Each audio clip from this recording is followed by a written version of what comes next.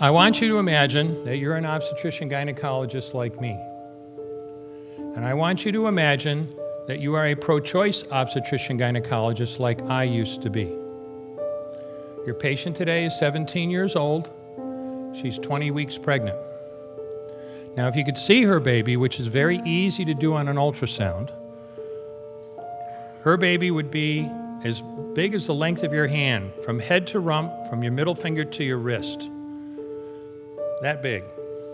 She's been feeling her baby kick for the last 2 weeks, but now she's asleep on an operating room table, and you're there to help her with her problem.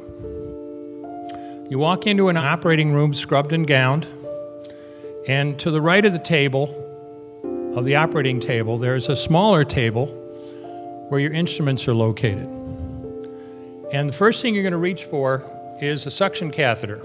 It's about 9 inches long, it's clear plastic, and I want you to picture yourself putting this up through the vagina, through the cervix, and into the uterus, and then instruct your circulating nurse to turn on the suction machine. Now what you'll see is pale yellow fluid running through the tubing into the machine. That was the amniotic fluid that was there to protect the baby. Now if she were only, and I told you, a 20-week baby, head to rump, not counting the legs, is the middle of your finger to your wrist. If she were 12 weeks pregnant or less, measured from her last period, her baby would be, a 12-week baby is the width of your hand, head to rump, not counting the legs. And if she were 12 weeks pregnant or less, you pretty much could do the entire abortion with this one instrument. But babies this big don't fit through catheters this size. When you're done with that, you reach for your SOFR clamp. You get your SOFR clamp. It's about 13 inches long, it's stainless steel, and the business end, when you get a hold of this, look at it, it's about 2.5 inches long and 1/2 inch wide. And when you get this in your hands and look at it, you're gonna feel it's a heavy clamp. And there are rows of sharp teeth. This is a grasping instrument. When it gets a hold of something, it does not let go.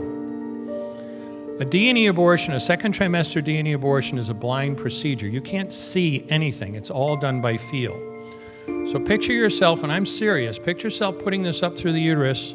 Be really careful, because the walls are thin and soft, and it is easy as pie to go right through them.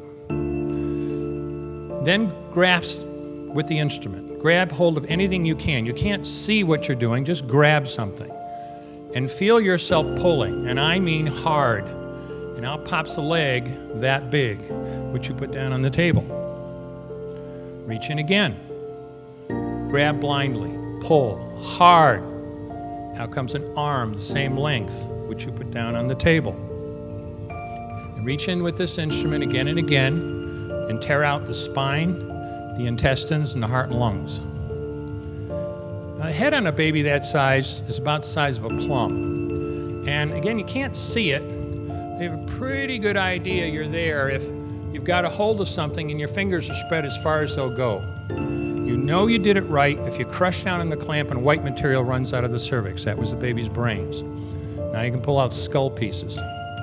You have a bad day like I had a lot of times, sometimes a little face comes back and stares back at you. Congratulations. You just successfully performed a second trimester D&E abortion. You just affirmed her right to choose.